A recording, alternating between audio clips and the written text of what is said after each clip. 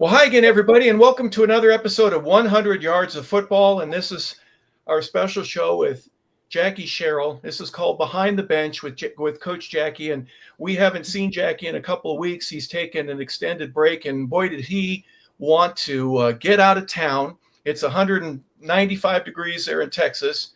He got a chance to go up to his cabin in Montana and Alaska, back to Montana, but he's back in Texas, and so the show is ready to roll again. Jacki, welcome. It's great to have you back.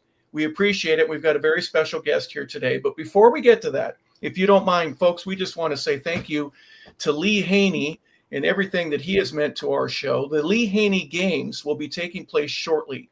It's in November. The 1st of November is the games itself. And then there is a charity golf event at the Country Club in Gwinnett here in Duluth, Georgia. That'll be taking place on November 30th. If you want to compete, and these are national level competitions, right? You can compete, win, and be eligible for the Mr. Olympia contest. You also have, aside from the bodybuilding, there's a deadlifting contest. You've got a cornhole dance, and there's a Fit Kids contest as well. So of all ages, if you don't want to compete yourself, you can go and be a participant in terms of watching and seeing some of the other great competitors that are out there. Go to leehaney.com, and all of the proceeds will help the Haney Harvest House. So we appreciate Lee Haney and everything he's done to help the show. Jacki Sherrill, thank you so much. It's good to have you back. We appreciate you. And a special guest here today is someone that you've known for quite a while. And very, very excellent football coach as a player. And I don't know how he got out of Nebraska going to Miami, because he's born in Nebraska. Then he moved out west and then back to Florida.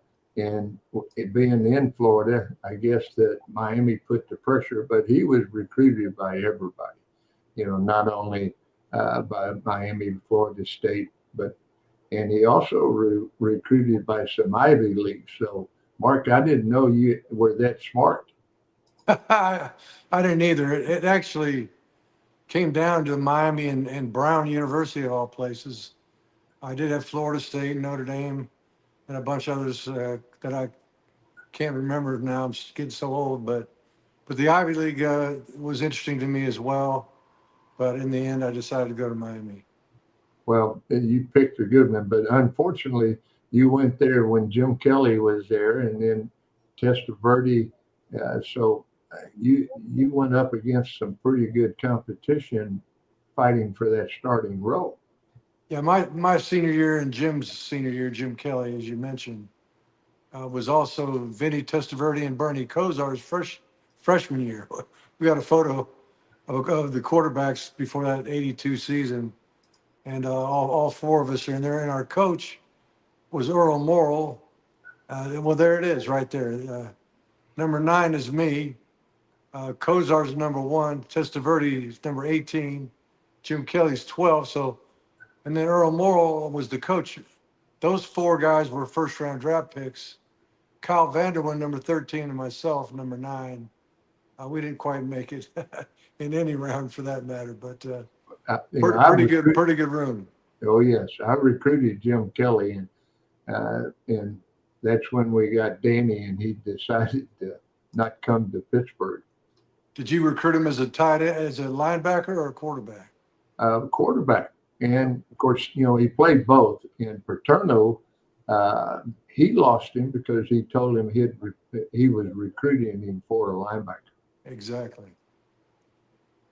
Well, Mark, I wanted to begin, as Jacki mentioned just a moment ago, you grow up in Lincoln, Nebraska, then you spent some time in Boulder, Colorado, before you settled in Boca Raton. Can you talk about where your earliest experiences on enjoying football or realizing that, boy, this is a fun game, I really like it, and I'd like to know more about it? Well, it was actually Omaha, Nebraska, where I was born. And then when at age 7, we moved to Broomfield, Colorado, which is right in between Boulder and Denver, near Boulder. And up until about age 13, before we moved to Boca Raton, Florida. But my dad worked at IBM, actually at a place called Western Electric in Omaha. Then he went to IBM in Colorado. And then IBM was about to start getting into the personal computer business, but they didn't have enough computer programmers. So you could take an aptitude course to see if you might be a good candidate for that. And my dad scored well and decided to become a programmer. So we had a choice between Endicott, New York, and Boca Raton, Florida. We chose Florida, and that's how I ended up in the South. But as far as playing ball, my dad loved baseball more than probably any sport, and that's the sport I probably connected with him the most. I mean, I remember when I was a kid, he'd be coming home, and I'd wait for him to pull in the driveway, and I'd have his glove and my glove and a ball, and I'd get him to play catch with me before he even went in the house. But sports in general, I loved, and basically what happened going into my 10th grade year, my high school coach told me if I wanted to play quarterback for him, he wanted me to play only one sport. So I had to decide to give up basketball and baseball if I wanted to be his quarterback, Roger Coffey. And so I believed it. I bought in hook, line, and sinker. He said, if you do it, you'll get a scholarship to play ball. And he was right, so I quit baseball and basketball. I decided to play just football with Coach Coffey, and it was one of the best decisions I made. A lot of coaches now will say, no, no, no, no, no. I want you to play another sport, especially Right. outside of football, whether it be wrestling or track or whatever it would be. Right. And I So think that's Coach Coffey felt that way too, unless you're his quarterback. okay. That was the one position that he wanted to be able to train me all year round, and he did. I mean, he took me to his house, and we would watch film back in the days of the 16 millimeter cameras and projectors, and I'd have dinner with him and his family, and spent a lot of time with him, and he really helped me learn to love the game of football. Mark, did you have the scissors or the tape to help splice back together some of those very fragile I 60 didn't millimeter start films? right. I didn't start splicing film until I was a graduate assistant coach at Florida State Okay. in 1985. But I did the cutting and the taping and the putting it back together. So I had my share. That's why as Coach Sherrill knows, Oh, yes. everybody calls those things cut-ups. Yeah. And no one knows why they call them cut-ups nowadays, because they're not cutting up the tape anymore, but it was literally cutting up the tape, splicing them together, and getting all the same players or same defense, whatever you chose to Yeah, study. we had tape all the way around the wall. That's right. First and 10, second and long, Yeah. second and short. Yeah, we had the tape. Same deal, Coach. Oh, yeah. Tape was deal. taped up against the dry erase board, or was it just against any wall that was capable of holding it? Right? No, it was The whole chalk. wall. Yeah, but it wasn't chalk. It wasn't dry erase. It was chalk. You're dating chalk, us now. Race board. I don't know what that is, but Well, Mark, I got a couple pictures of you here. The one on the left, you look like you're ready to go out for the surf team, and then on the right, you Yes. got after it a little bit, and that's when you're ready to go to Brown and be a part of the Ivy League. Is there any truth in those?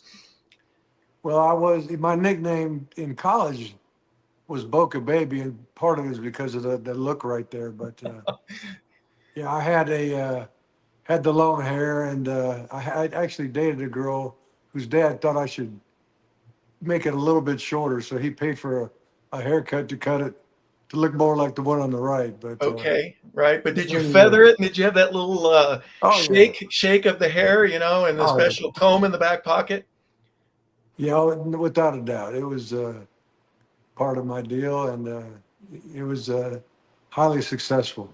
Yeah, well, you gave up football, you gave up baseball. I don't know if you ran track or anything like that. When did things start clicking for you to where I know before they do it what cover two is going to be? I know who's blitzing. I got a sense of this. It's not just from what you see in the practice field. It's what you also are able to glean from the coaches talking to you during walkthrough and the film sessions, et cetera, et cetera. Well, when did it start to click and the game slow down for you?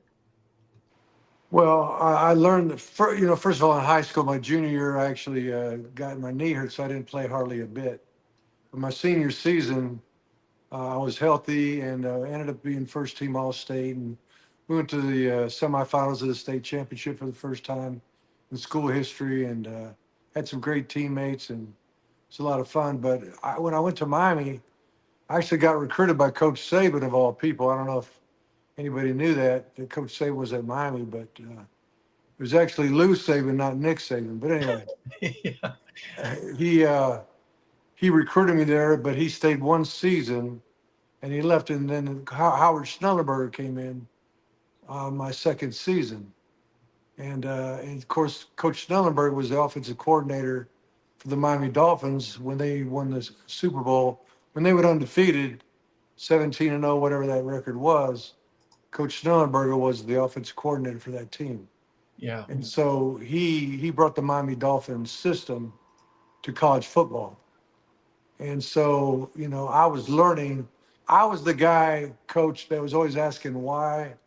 And one of my position coaches he got tired of me asking why. He thought I was being disrespectful, like questioning what they're doing. But the truth of the matter was that I explained to him. I asked why, because I want to learn. I want to know how it works. Yeah.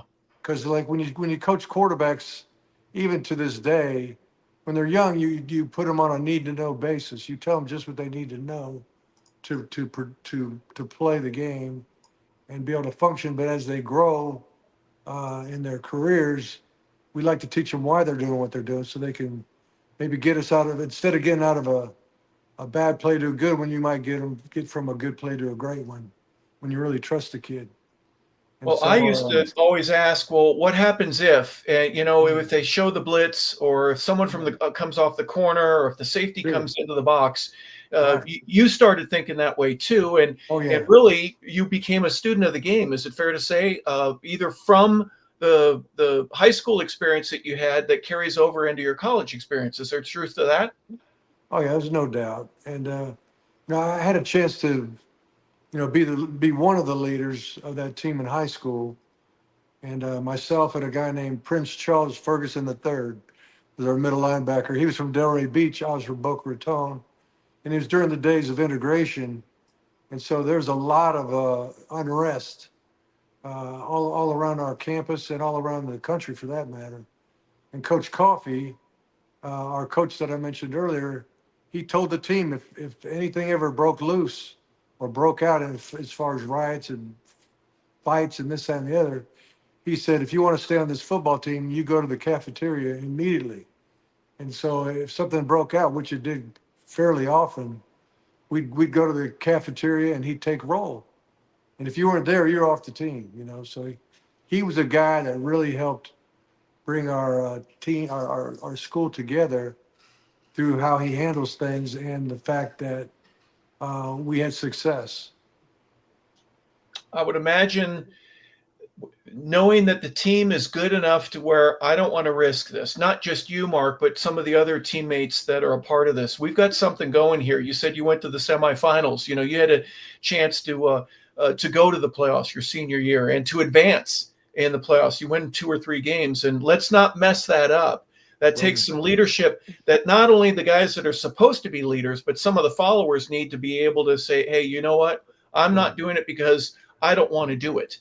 I don't want to get in trouble, not just because, my quarterback or my defensive lineman or linebacker tells me to do it. Was there any portion of that in terms of just let's be cool, guys. Let's focus on what we need to. We've got things really good here. Let's not mess that up. Oh yeah, we had a lot of things at stake as far as winning a championship. And we were one game away from the state championship, but also a lot of guys on my team earned scholarships, and that wouldn't have happened if it wasn't for us holding things together. And part of the story I did not tell was after my junior season, Coach Coffey got let go, and we were all sick about it. And so the kids from Boca Raton, who I headed up, and the kids from Delray Beach that Prince Charles Ferguson III headed up, we all came together. Everybody came to my house, and we signed a petition to try to get our coach back. And we started a boycott of the season if we didn't get him back. So long story short, the administration didn't cooperate, but Coach Coffey called me and Prince to his house and just said, "Look, you guys need to play ball. Don't worry about me. I'll be fine." So he kind of gave us his blessing to play because we were not going to play. We were going to risk the shot at scholarships and championships and all that because we loved Coach Coffee so much. Wow. Yeah, it was a special time of unification through a really tough time for us. That's almost like the Gene Hackman Hoosier story a little bit, where Billy wasn't going to play unless Right. Coach was allowed to do so, and the town wanted to get rid of him. You had your own version of that. Yes, no That doubt. obviously, again, leadership and not just being the quarterback, but a guy that goes, "Let's do the right thing," right? Even before your faith kicks in, there's a little bit inside your morale that says, "You know what? There's some right and there's some wrong going on here socially and athletically, and I'm going to be in the mix." Well, the other thing too, you asked about, X's and O's. When I went to Miami and Coach Schnellenberger came in, like I mentioned, I'm learning the Miami Dolphins system. I'm learning the pro offense, and it came in super handy to me once I started coaching. So, we saw the quarterbacks at Miami. Well, Jim started all those years, but he got hurt his senior year with 5 games to go. So I played 5 games.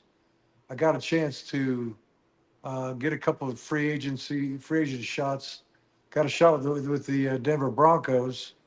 And of course, once I got there, after I signed my contract, I turned on the TV, and John Elway just got traded from the Colts to the Broncos. So I lasted there about a week. And the next year, I got a shot with the Dolphins, and of course, I will go in the locker room and look at locker 9. That was me. When you moved to locker 13, that was Dan Marino. So, between Kelly, Elway, Dan Marino, and them other cats, I think God knew I was going to coach quarterbacks, not be a quarterback.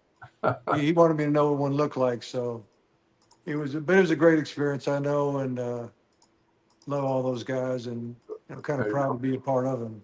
Harper, he coached a lot of great quarterbacks. I think, Mark, every quarterback you coached went to Pro Bowl, right? Yeah, we also had, Charlie Ward was the Heisman Trophy winner, and Chris Winkie was the Heisman Trophy winner at Florida State. Casey Weldon, another guy, was runner-up to the Heisman, to Desmond Howard. And then Danny Cannell, he was player of the year in the league and turned out to be really good. There was a lot of Florida State guys. And then, of course, at Georgia, the most talented guy I've ever coached was Matthew Stafford. My question, Mark, is how did you get him out of Highland Park? Highland Park, Texas. Yeah. And so, you looked at him and said, that guy has got potential to be the first pick of the draft. And he was that good in high school. And he ended up being the first pick of the draft. So we at least didn't mess him up once we got him. But great guy, great player. And, there are other great ones too. Guys like Aaron Murray, David Green. David Green was the winningest quarterback in the history of college football when he left. And Murray broke every passing record in the SEC and a lot of good stuff like that. So we did have a lot of great success coaching quarterbacks. Yeah, you sure did. And when you got a chance to play, and I got a picture here that I found of you under center, Right. you did pretty well. We talked about your quarterback room a moment ago. You got some guys that are, legends in the NFL and certainly legends at Miami. But you cut some hay too, right? While the sun was shining, you did some really nice work. You had 1,500 yards in your career there. Just being at the right place at the right time, right? It was a full room, and Yeah, one thing Coach Schnellenberger believed in was allowing his second team quarterback to play one meaningful series in the first half of every ball game, and not just cleanup duty, not just mop up duty. So yeah. he wanted his quarterback, number 2 guy, to be ready in case something happened to the number 1 guy. So throughout my career behind Kelly, I got to play just enough to keep sharp. And truthfully, he was probably trying to make sure I didn't transfer. Like nowadays, gosh, no one would even think of doing that. Oh gosh, yeah. What I did, but I appreciate Coach Schnellenberger, and even more so. Again, once I got into the coaching business, and I had the knowledge that I had from Coach Schnellenberger, which not every college coach had. And certainly Coach Bowden was a different style of quarterbacks coaching and offensive football, very successful, but it's more I formation, play action pass, things of that nature. Not a lot of drop back passing game like they do in the NFL, and how to protect and all that stuff too. So I learned all that stuff, and it really came in handy as I became a young coach. Mark, did y'all have the off-season program with Coach Snellenberger? Not like we did at Florida State. He was one of the coaches at Alabama. Oh yeah, and, he got in trouble.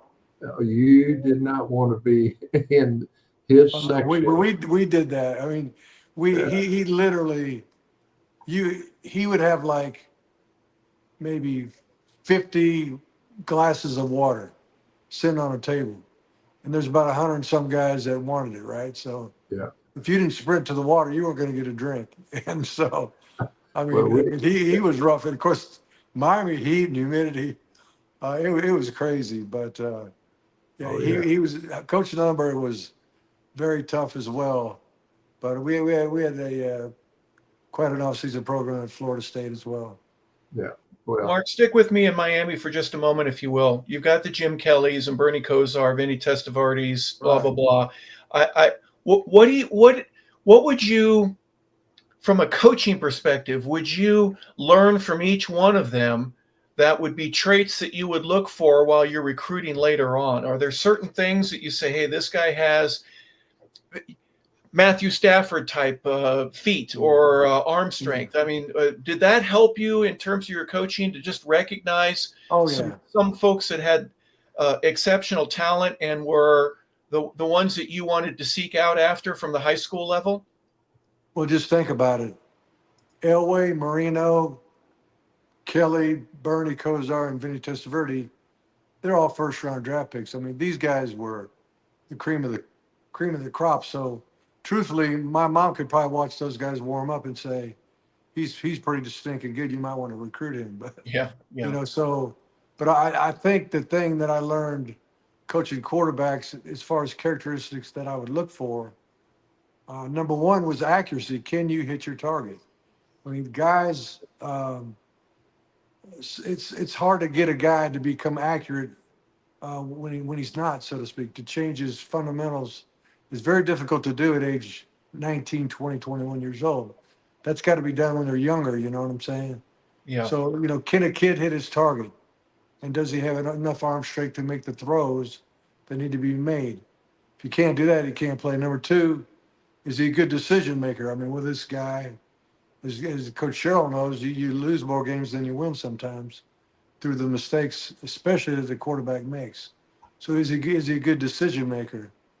And then, of course, if he has mobility, if he has the ability to move, that's a bonus. But those first two things were crucial as far as I was concerned. And then you got to have the character, obviously, the leadership position of quarterback. So, but those are the things I look for. And I've had guys with every style you could dream of. I mean, Charlie Ward was a much different athlete than Chris Winkie. They both won the Heisman, and they both ran our system. Yeah. We just emphasized the things Charlie could do well as compared to the things that Winkie could do well. So, yeah, and I think a lot of coaches tend to try to make the quarterback fit their system, and when he doesn't fit, and that's when you have the guys not reaching their full potential and coaches getting fired, quite frankly. Yeah. Jacki, I know you, for example, Matt Cavanaugh, a guy that I have loved and respected for years when I first played with him in Philadelphia. Just a tough dude, but a different thrower than Dan Marino. You had to experience, hey, we got to move the offense regardless of who's in there. And part of the coaching is the ability to kind of mesh the gas and the clutch from an offensive perspective. One guy's got a stronger arm, but one guy, man, he doesn't want to lose, right? It's not an easy decision to make all the time. Well, what Mark said, the most important is throwing catchable balls, being able to put the ball where the ball should be. But with Matt, his freshman year, I asked Coach Majors, I said, let me have him to play linebacker. and I'll let you have him back next year to play quarterback because he wasn't going to play as a quarterback as a freshman. And he didn't let me have him. But, Matt, tough. I'm talking about extremely tough, mentally, physically, but he could throw catchable balls and a great leader. Now, comparing him to Danny, you're comparing apples to oranges. Danny, it was a man playing with kids when he was in high school. And, you watch him throw the ball. I filmed Danny as a freshman, his throwing motion. And I told him, I said, Danny, I asked him, who taught you how to throw? And he said, my dad. Well, what did he tell you? He said, the ball goes up and out. And all the quarterback guru, and Mark knows this, they started coaching, your elbow had to be here, you elbow the ball. I mean, all that is irrelevant. Can you throw a catchable ball? And I told Danny, I said, Danny, you're going to have a lot of people the rest of your career is going to try to get you to change your throwing motion. You don't do it because the ball coming out of your hand is as good as the ball coming out of Namath's hand when I played with Joe.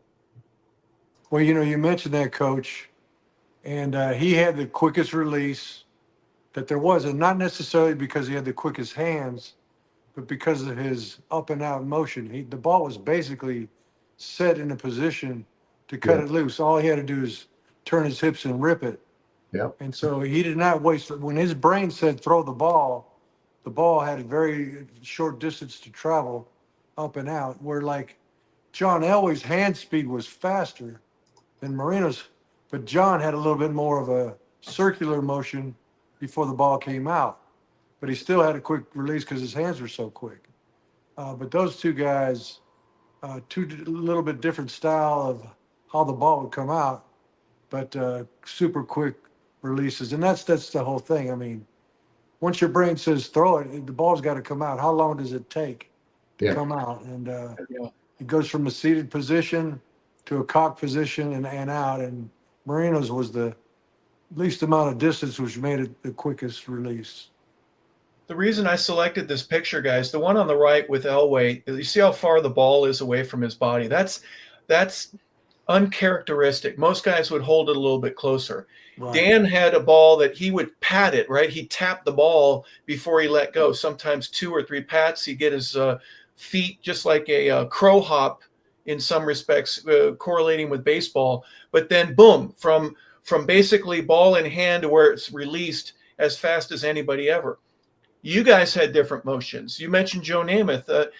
Talk a little bit, Mark, I'll start with you, and Jacki, I want you to also comment on this about everybody has their different style. You have to relax and let them maximize that, tweak it a little bit here and there, but be able to recognize if I mess this up too much, and Mark, you mentioned this earlier, I don't want to mess up Matthew Stafford's throwing motion. I just want to maximize it so that I can get the most out of him, and we can complete 65, 67, 69% of our passes.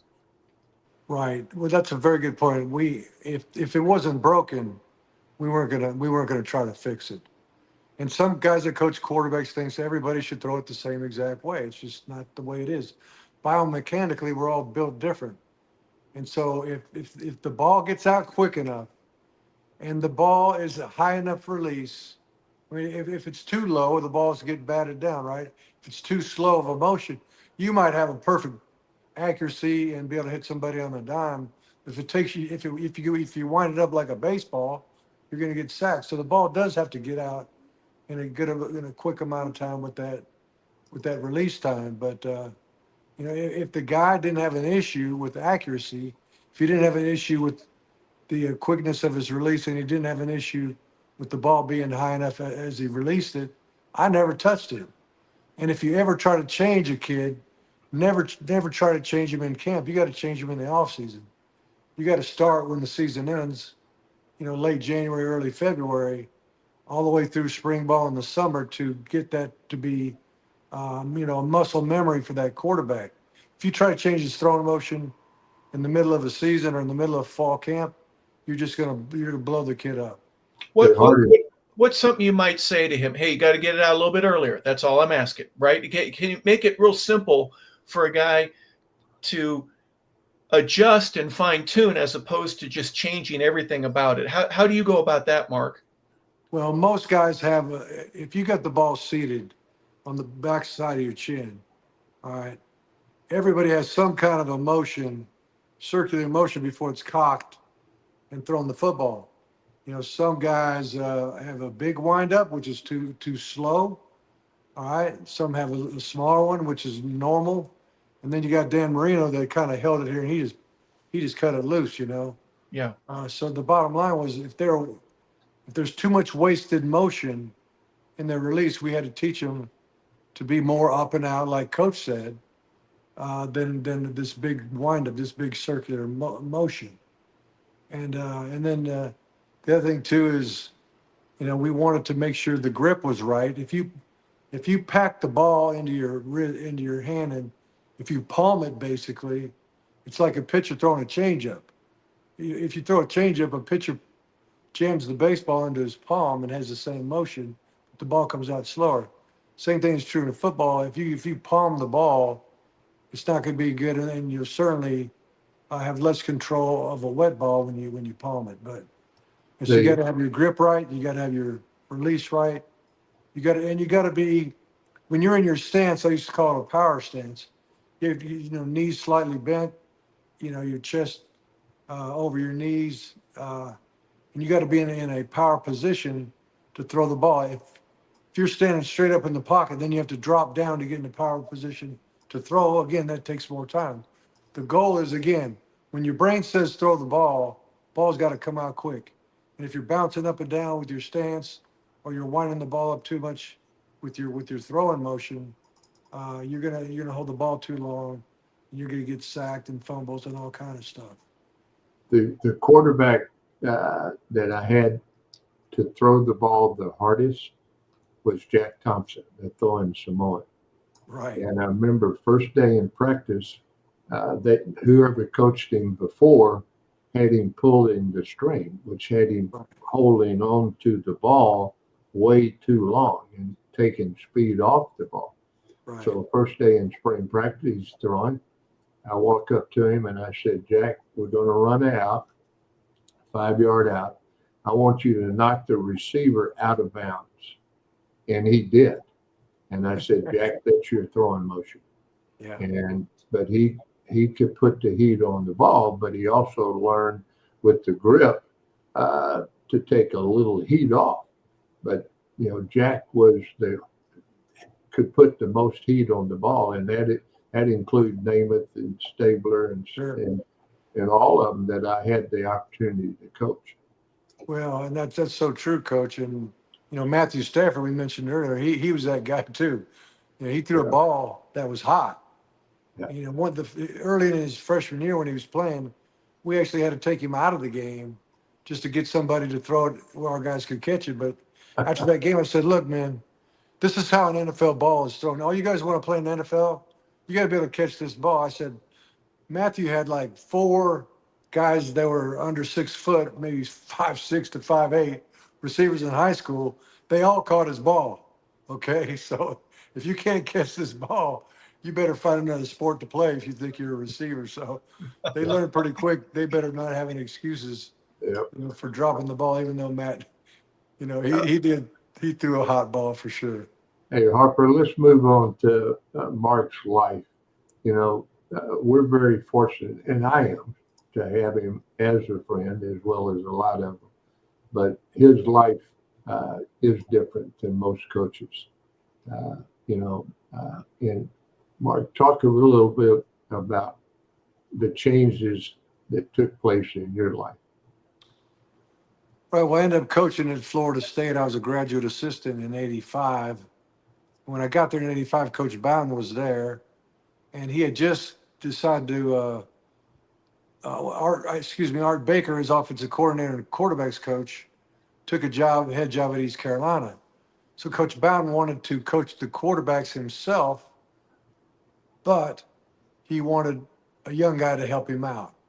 So that's where I came in at Florida State. So the first day on the job, I'm getting ready to go to work, and he says, "Hey, buddy," because he calls you buddy when he can't remember your name. He said, he goes, "Do you got that Miami playbook?" I said, "What?" He said, that Miami playbook. You got that playbook, son?" I said, "No, they don't let us keep those things." And so he looked so disappointed. I thought he was going to fire me, but as it turned out, I said, "Hey, coach, I got it all in my head here." But as it turned out, I was and his graduate assistant coach helping him coach the quarterbacks.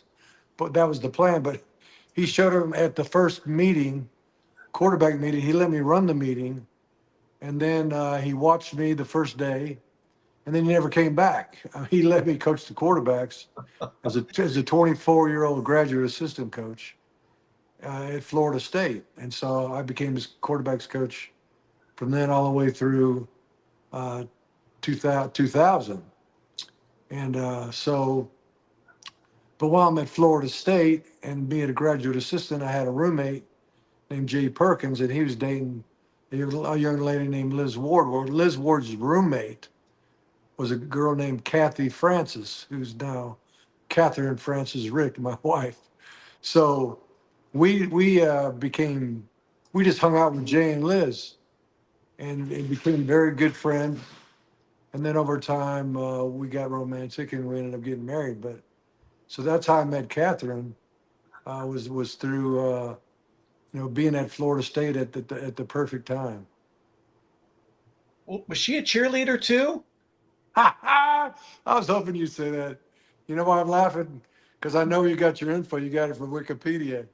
Wikipedia says she was a cheerleader at Florida State, but she actually was not. Okay. As it turns out, Because I was going to turn you in, Mark. You can't. You're not. Cheerleaders are. That you can't fraternize. I mean, guaranteed. And I was not. I wanted to prove to Coach Bowden I went there to date the college girls, and she was still, like a junior or senior when I was, 5 years older, right? So I didn't want Coach Bowden to think that I was there just trying to chase the girls around, and we literally kind of hid our dating in the beginning. I'd go in the movie theater and sit down, or she'd go and sit down. Then I'd go in there a little bit later and sit down next to her. But we didn't enter the theater at the same time a couple of times because I was worried about Coach Bowden thinking I was chasing the girls. But as it turned out, it was besides coming to know Christ as my Lord and Savior, it was by far the best decision I ever made was to marry Catherine. Well, and she had surgery today. She's run marathons and athletics. I've never run a marathon. Jacki, have you ever run anything like even a 5K? Well, yeah, I ran. In high school, I went. I went from the 100 to the 200 to the 400 to the 800 to the mile. So that gives you, the older I got, I could run for distance, but Right. I lost a little speed along the way. But running for distance, that's a gift as well, though. Yeah. Yeah. But I did, I went to state running the mile. So I did qualify to go to state. Beautiful. At my size, that was a pretty good treat.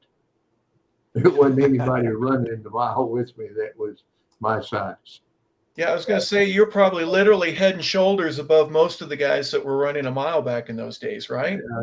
We had one tall guy that was probably 6'3", and long-legged, and I looked at his rear end all the way around the track.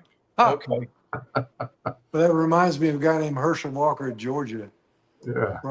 Beating everybody in the 100 meters, weighing 230 pounds compared to these 165, 75 pound guys. It was just crazy how much bigger he was than the other sprinters.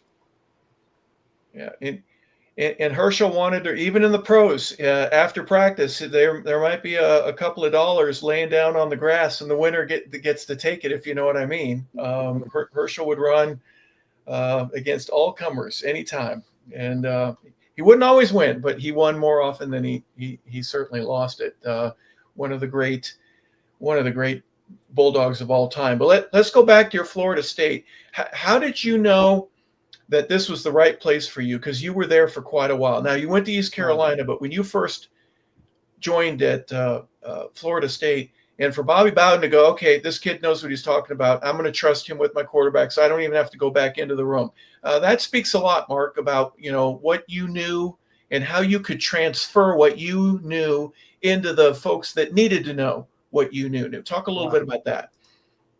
Well, what happened in the staff room is, as a young GA, you don't go in there and try to start telling everybody what to do or how to do it. But there were times during the planning sessions that it'd be open for suggestions on, hey, what do you think we should do on 3rd and long, for example? Well, there's a play that we ran at Miami where we had a post and a square in, and we had the ability to max protect if they blitzed. If they blitzed and when they went to cover 0 man to man, we could throw the post and pick up the blitz. And if it was zone, we still had a little squaring with a check down to the back if the heat didn't come, So that was a play we called 200X on at Florida. Well, Florida State, we called it Cadillac, but at Florida State, we called it, in Miami, we called it 200X on. So anyway, Coach Bowden would have what he called an iffy meeting. The night before the game, he'd go to the offensive staff, and he'd get in his boxers and his white muscle shirt, right? And he'd get a bunch of tobacco, and he'd start chewing tobacco and spitting in his trash can, and he'd start saying, if this, then what are we going to do? So, for example, we got to 3rd and long, and he said, if it's 3rd and long, what are we going to call? And so I got to explain the play that I convinced the staff that we should put in. Red 200X on. So coach is listening, chewing on his cigar and spitting tobacco, right? And so didn't think much of it. Well, the next day we play the game, playing Kansas. We're losing, I think, 20-10, and it's 3rd and long. And Coach Bowden, he just hesitated a moment and didn't call the play. He was you could tell he was struggling to decide what to call. I said, Coach, red 200X on. He goes, what? I said, the play I told you about last night.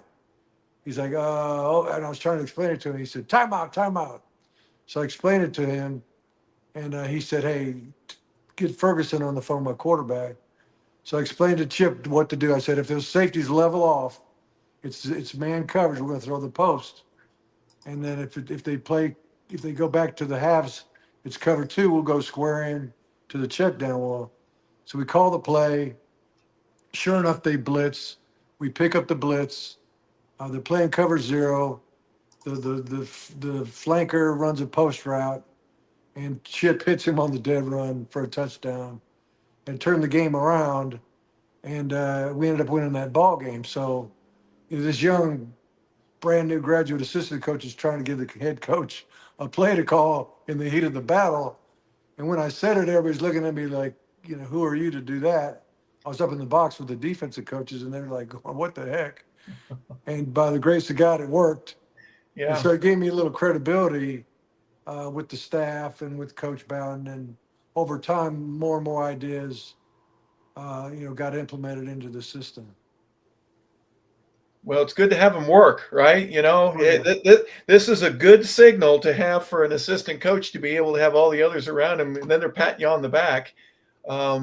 That isn't easy to do, to gain the trust of your head coach. Well, it was a defining moment for me in my career to give me enough credibility and confidence, quite frankly, to talk a little bit more about some of the ideas that I learned from Coach Schnellenberger at Miami.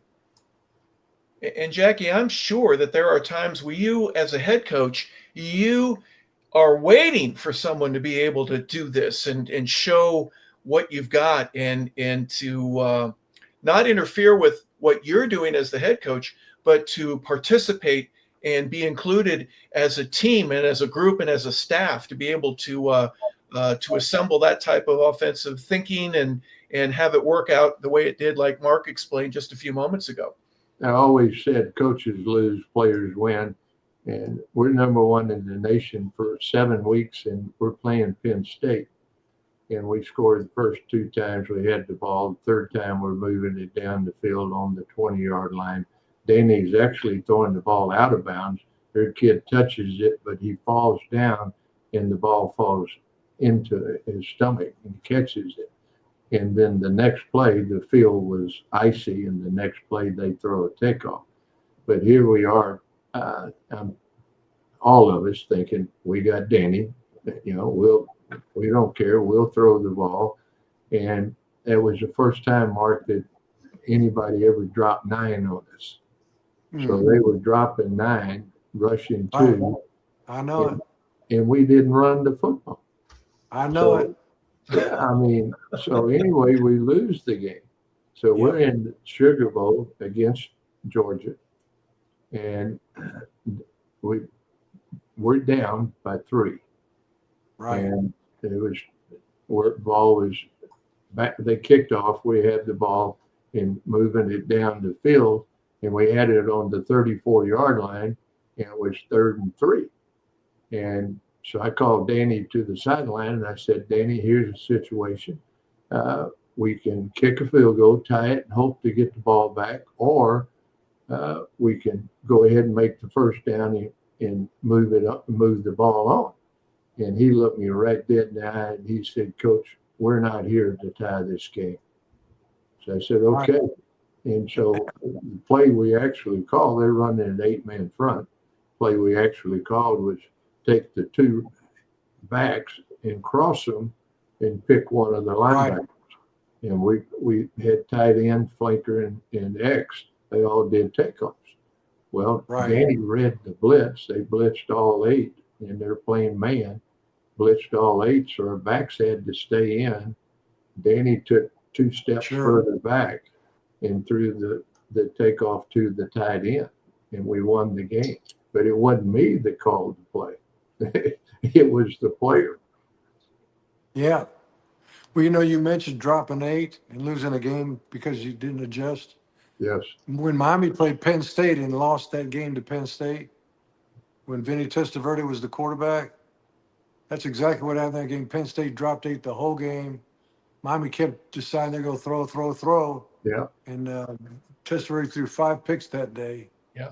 And all they got to do is hand the ball to Alonzo Highsmith a few times. They probably would have won that game, Yeah.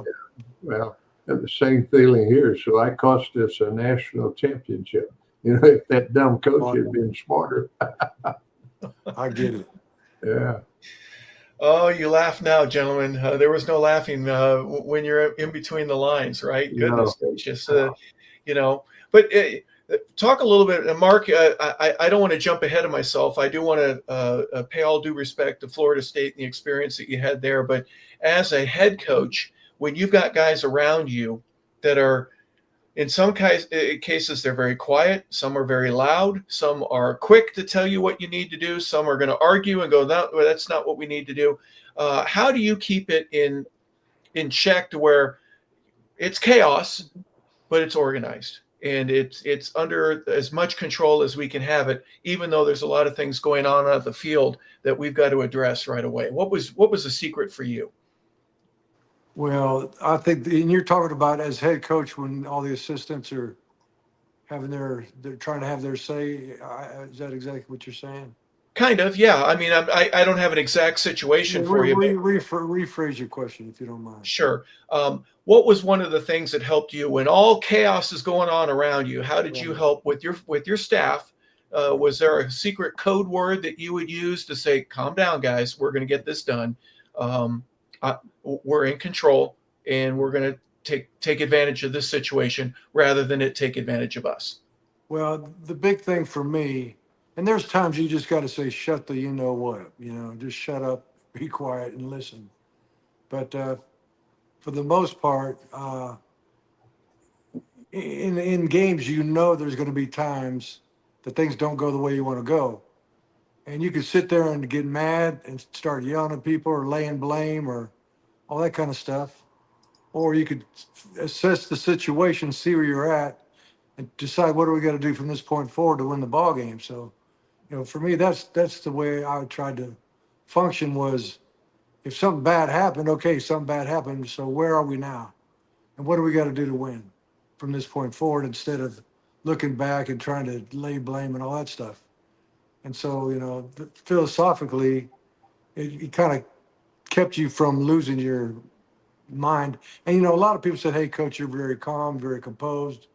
A lot of guys would even say, I wish I could be that way. I said, look, you got to be who you are. I mean, I'm from Omaha, Nebraska.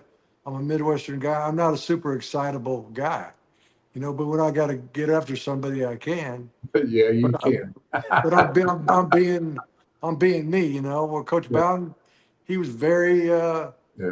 flamboyant, so to speak. I mean, he could process and think extremely well. If I got out of sorts with my emotions, I felt like I was going to make a much poor decision. So my goal was to keep calm. My prayers before the game was like, Lord, help me stay calm so I can make good decisions. Because the bottom line is, as Jackie said earlier, if you can make a decision that'll cost a game. And we all have done that as head coaches throughout our career. You just don't want to make a habit of it, or you won't be coaching very long. Yeah. Yeah. Yeah, that's Harper. That's when I sent Mark the text. I said, I saw you on the sideline. It was in control. Yeah, I mean, those players, I would tell the players, I said, look, don't confuse my calmness for weakness, because I'm still going to suspend your ass if I need to, or do whatever I got to do Yeah. to make sure everything gets straight. So do you want me to, I would ask the kids sometimes, do you need me to cuss you out to get you to get the message? I'd like to just tell you calmly, if you do this one more time, you're off the team. I just want you to know that. But maybe you'll do better if I cuss you out. So there are times I actually ask the kid, is that what I got to do to get through to you? But it's all good. One of the lines that everybody would remember is one small step for man, one giant leap for mankind. That is Neil Armstrong as he's heading off of the capsule to land on the moon.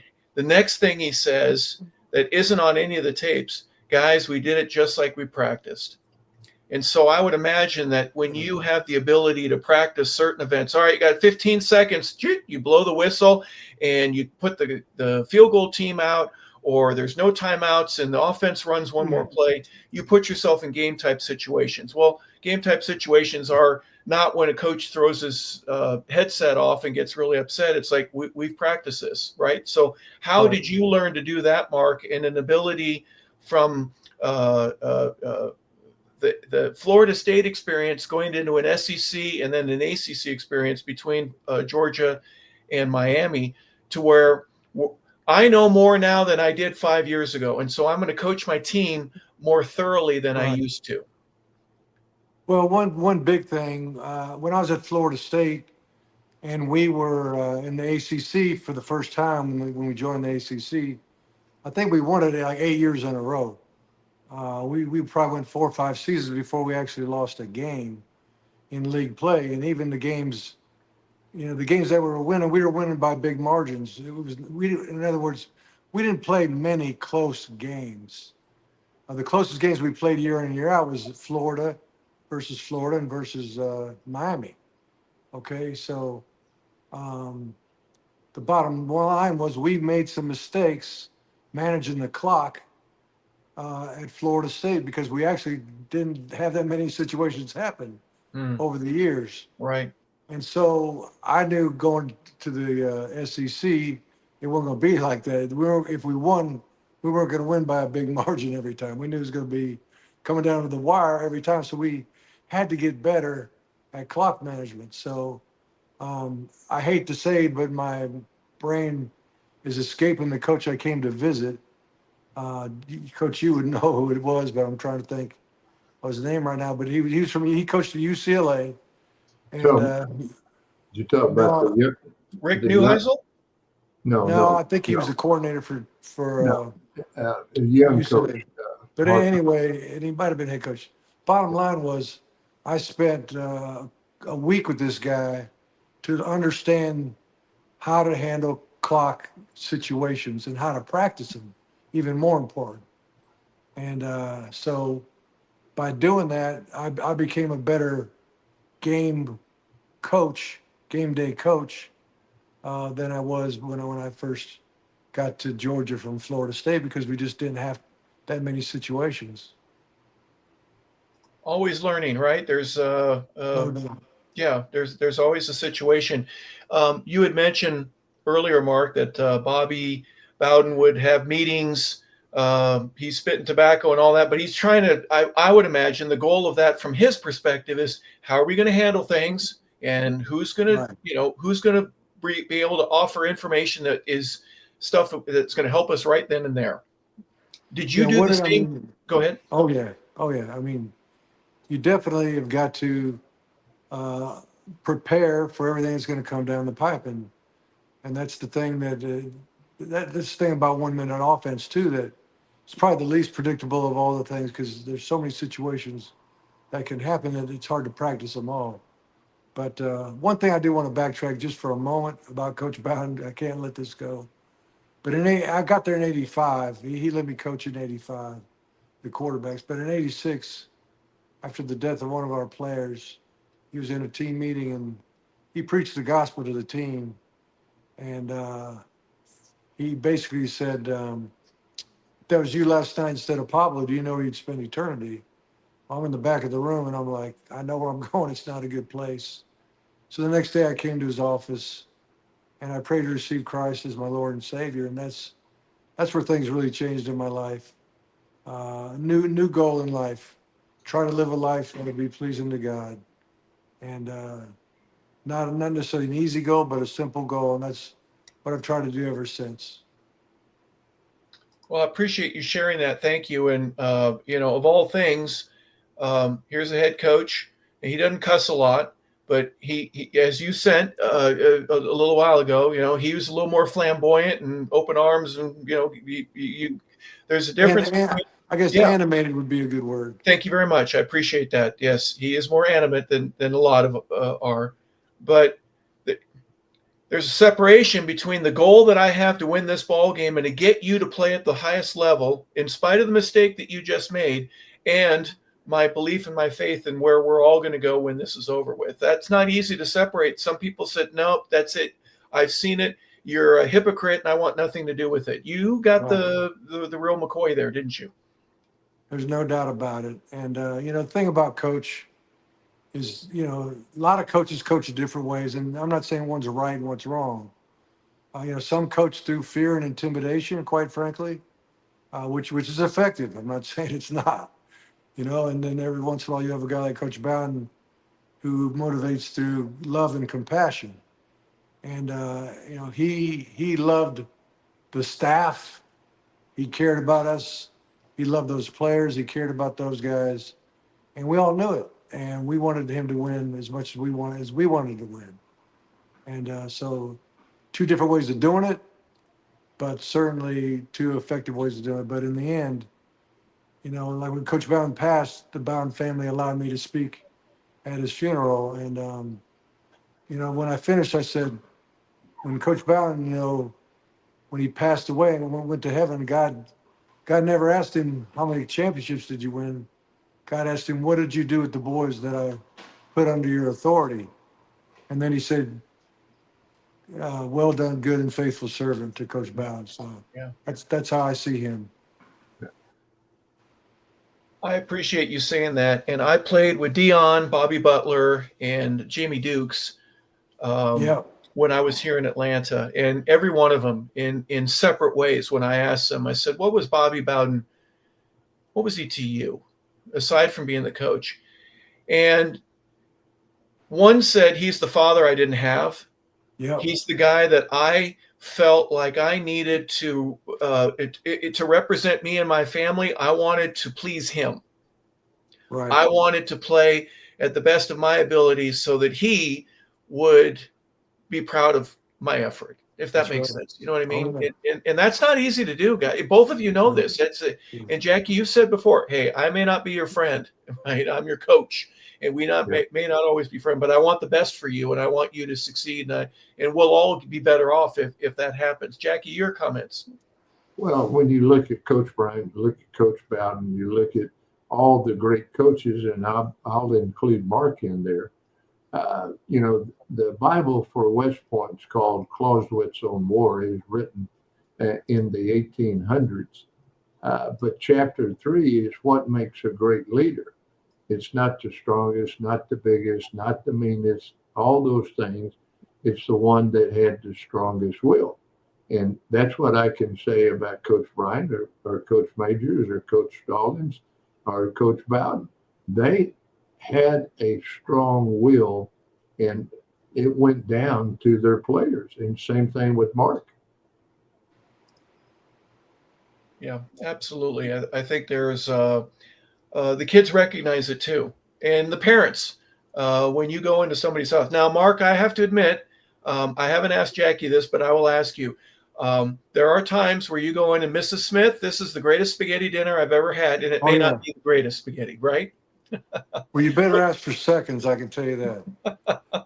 But I will say this, going into those homes, probably 2/3 of the young men I coached came from fatherless homes, and so you'd come in that house, that home visit, and mama would be there and putting her very best on the table and have a break bread with them. But in the end, they really only wanted one thing. They would say to me, they'd say, Coach, I could teach my son a lot of things, but I cannot teach him how to be a man. Would you do that for me? Yeah. And so that was the war cry, so to speak. Wow. And some people think, well, if you just care about them off the field and all that kind of stuff, you don't care about winning enough. That's a bunch of crap. Yeah. I mean, you could certainly. I think the better man you build, the better team you got. So certainly there's no de-emphasizing of winning. It was just we weren't gonna. If all we teach them is running and jumping and throwing and catching and blocking and tackling, and that's it, they're not going to be well equipped for life. We've got to help them go from the boyhood stage to manhood, and that was a big part of our job. The best way to vet a player is that with him in the presence of his mother. How he respected his mother would give you a chance to understand the kid. And usually, if the young man had the respect to his mother, you wouldn't have any problems with the player. Interesting you say that way. Hey, Mark, I know we're jumping around a little bit, but one of the things that I wanted to ask you about and make sure that I did is you, on the topic we were just talking about a moment ago, freshmen, sophomores, juniors, seniors, if they went to the University of Georgia, there was a class that they took, right? Your football players on leadership, on being a father, on being a leader in the community or a businessman or whatever it is that you do outside of football. Can you talk a little bit about that, the importance of wanting that to be put in and being a part of the curriculum at the University of Georgia while you were there? Right. And we didn't start out with that, but over time we realized the need for it and got more organized with it. We're always trying to do those things, but we got a gentleman, I forgot his name now, but he wrote some curriculum on characteristics of the leader and those types of things. We called it character ed. I think his name was Bobby Langford. And the bottom line was, freshmen, we would teach basically just the characteristics of what a good person was, what a reliable follower was to a certain degree. And then as they went to sophomore, junior, senior curriculum, by the time the seniors, you got to them, it was strictly leadership stuff.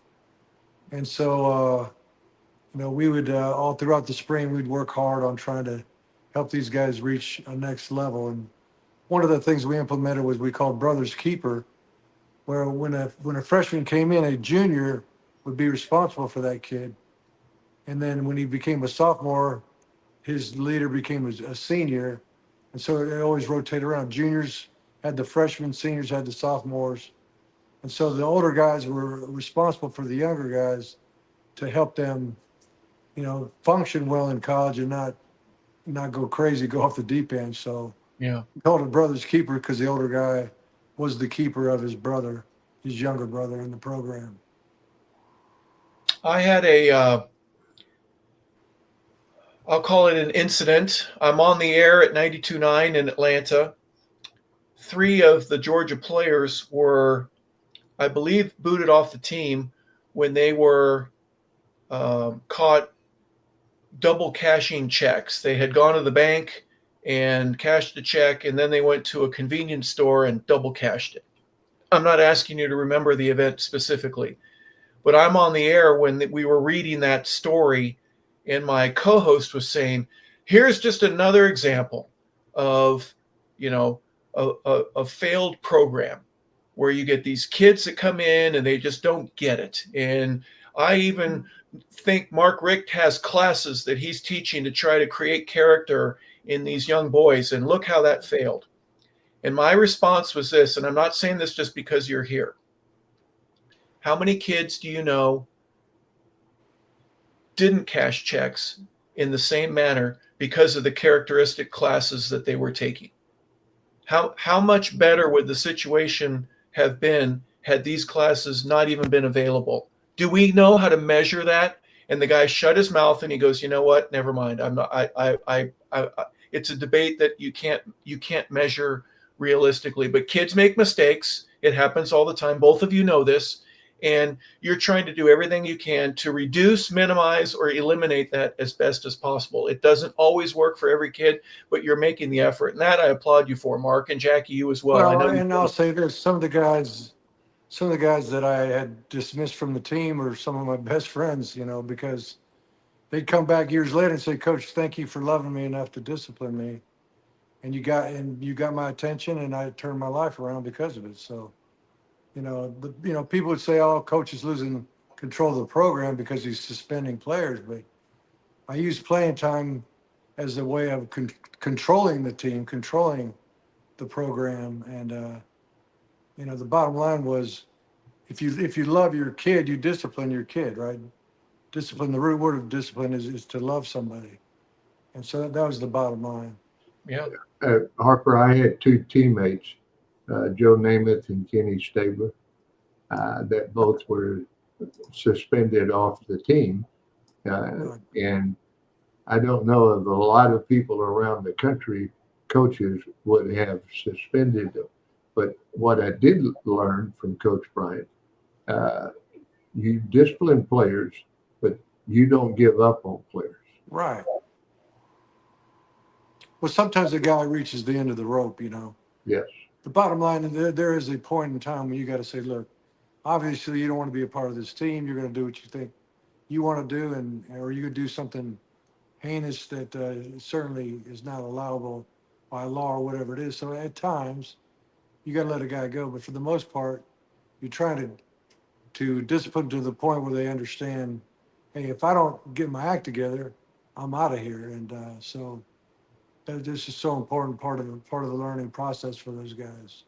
Yeah, and it's for the empowerment of the team and to make each individual better, not worse. Once somebody recognizes that, God bless America, right? It's just doesn't matter if it's Bear Bryant or Harper LaBelle who's coaching a high school team. There are certain things that 2 + 2 is 4, and this is the way it works. I don't know any other way to do it. It's not easy. It's difficult, but you got to adhere to some of this. And if you don't, then there's no room for you on this team. And that's the tough decision everybody has to make. Well, today it's Mark, because he's on the ACC networks, he understands because he hears, not on the coach's side, but he hears the other side in the debates. But today, that's a lot harder. I don't know how many coaches that are really honest when they say, I discipline every player. Right. Yeah, you discipline, they run. They go to the next school. Yes. And that's unfortunately when the pressure is on the coach, as we all know, you make concessions. And that's what I feel the worst thing about for the coaches today is there's so many outside sources that interferes with their coaching ability. And like, if you correct a kid, he doesn't like it, he's gone. No doubt. Yeah, it's certainly changed quite a bit from when you were wearing black high tops, spot belts, right, Jackie, back in the day? Or did you go cool? Were you cool with the low tops? No, no, I had, when I played, back then we all tried to be the fastest as we could, and we thought the least weighing shoe made us faster when Right. that really wasn't true. Yeah. Well, Mark, what was your brand when you were in high school or early on? Miami was a Nike team back in the day, wasn't it? Back in the day, I don't even remember, to be honest with you. Remember in high school it was Rydell's or something like that, but Yeah. But Spot most belts. most of the I players don't wore it. even remember what we had. But Well, Coach Bryant would not. We wore Riddell helmets and shoes, but they were only. He was only going to buy his garments from one place, and that was the factory in Alabama. That's the only place he bought. He didn't buy Adidas Adidas wasn't there back then, but any other brand. Right. well, again, that has changed with NIL and everything. What would you have been worth back in the day, Jackie? What, a couple $1 million back in the day? Well, there was a lot of things I did to make money. I was the ticket broker on our team. I don't know if Mark, Oh yeah. yeah, but I was the ticket broker. I was, players would give me their tickets and I'd sell them and give them the money back. Most of it. I like it. I like it. Yeah. That's awesome. Well, that's good. We've held Mark here a lot. We better let him go and take care of his wife. Yeah, I got to do. I got to be with my beautiful wife here before she falls asleep. But I need to help her out a little bit after that surgery. But I appreciate the chance to talk to you guys and spend time, and hopefully you guys had a good time too. Well, we did, and I appreciate you giving us a bit of your time. And if you don't mind, real quick, Mark, would you explain a passionate subject for you right now is the Dog Bowl? Could you please talk a little bit about that before you go? I want to make sure that we have the date is Wednesday, the 22nd of October, and tell us a little bit about the research and everything that you're trying to do.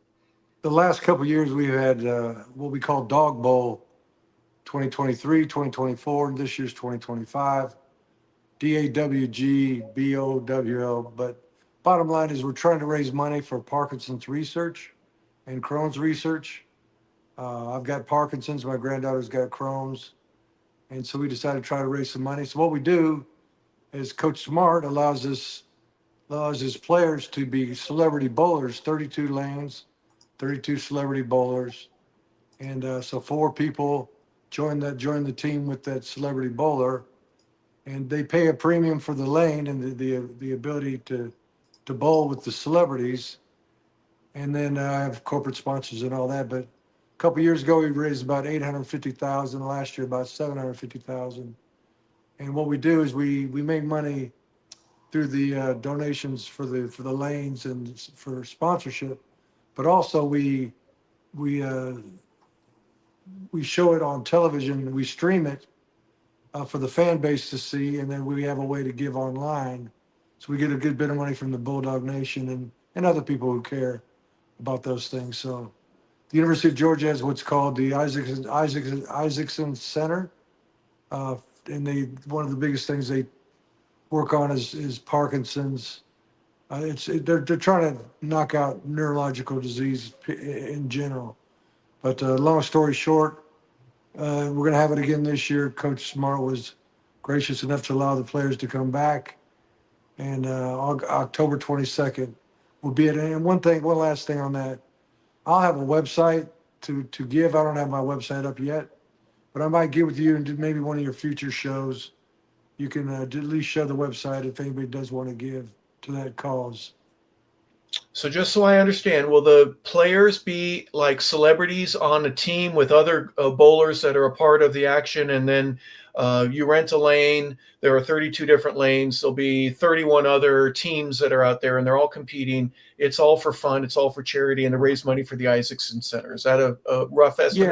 Yeah, again, there's 32 players that are on each lane. They're the celebrity. Like if you have a celebrity golf tournament, Sure. you got a celebrity golfer and a foursome that joins them.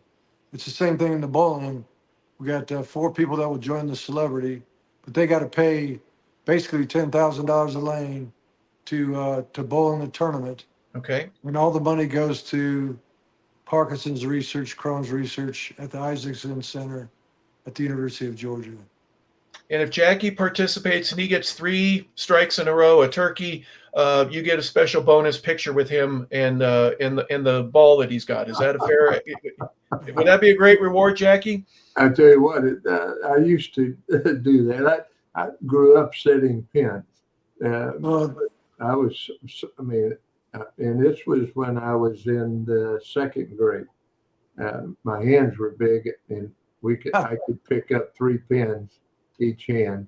And back then, they still had the duck pins, which were smaller, but then they had the regular pins, and those were the duck pins you actually set with the machine, pushed it down, and on the regular pins, it was all electric. You just pushed the button and the pins were set. So, I grew up on the bowling alley when I was a little kid. Well, you date yourself, Jacki. That bowling was a huge part of Americana back in the 50s, wasn't it? I mean, back when you were a little kid, like you said, and that was something good, clean fun for you. Well, mom or dad had a smoke and maybe a beverage, and then they'd play with some of their best friends, and they'd stay there one night a week or 2 sometimes, right? It was a real big part of Americana. Yeah, and it was a lot of fun. Absolutely. Well, Mark, we could see you on the ACC network. If you don't mind, just share a little bit about what that's meant to you. And we want to make sure that we know that it's an important part of keeping you active in the football world. You're actually traveling tomorrow. You'll be in Virginia to look at the Hokies and also the Cavaliers, correct? Well, we're going to see the Cavaliers first on Thursday, I think it is, and then we'll go see Virginia Tech before I come back. But we'll as a group cover all the 17 teams during camp. I've got 5 that I'm going to, but I've enjoyed it. I love working with the guys and girls that are part of the team, and it keeps my hand in the football. But I do need to run, but I do appreciate the opportunity to be with you guys, and just thank you for taking the time with me. Well, you're very welcome. So on behalf of Mark Richt here, there with Wes Durham, the voice here from the Atlanta Falcons, we want to just say thank you, Mark, for being a part of today's program. Obviously, Jacki, putting Mark on and getting him available is a great gift to all of us. We appreciate that. So you have been watching, folks. This is Behind the Bench with Jacki Sherrill, and it's all part of 100 Yards of Football. We appreciate everybody being a part of today's show. We want to thank Mark again for being on, and hopefully we can get him on some other time. We'll talk a little bit more about Florida State, Georgia, Miami, and his love and passion for football. We appreciate everybody being a part of today's show. Thank you so very much. Have a fantastic rest of your day.